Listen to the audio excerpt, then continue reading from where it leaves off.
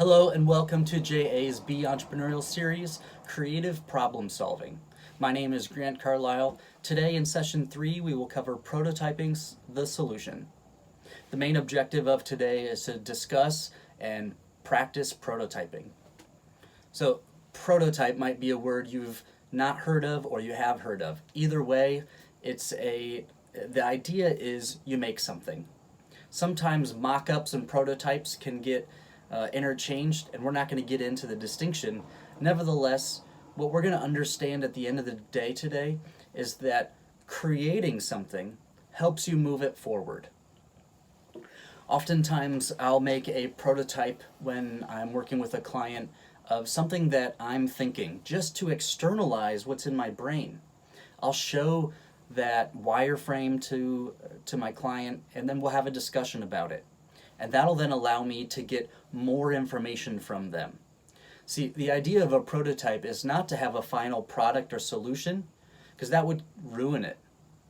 If you create a prototype at the very beginning that looks finished, that looks done, we as humans don't want to be critical. That's just a natural thing we on average tend to do with each other. And so it's great early on in the prototyping phase to have something that looks unfinished, so that then your client or potential user will be open to giving you feedback on. And that's the whole point of the prototype, getting feedback. You might actually create a prototype that you never release. When we're building robots, we will build prototypes of sub-machines. So the drivetrain that has to move the robot around, or the manipulator. We will build many prototypes and never put it on the robot because we're able to test that prototype on the thing we know it's supposed to do.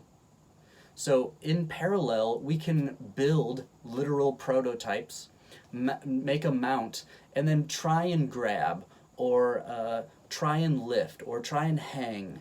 And that prototype we can test independently by creating the conditions around it we know it's going to end up in.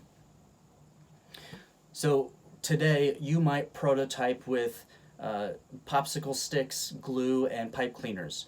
You might draw wireframes today.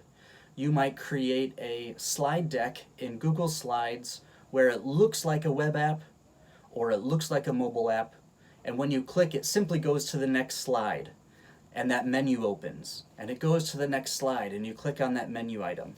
Whatever prototype you make today, take away that there are methods that you can use to build a prototype, and the whole point of building one in the first place is to get feedback from your client or potential users. Thanks for joining me in your classroom today. My name is Grant Carlisle. Onward.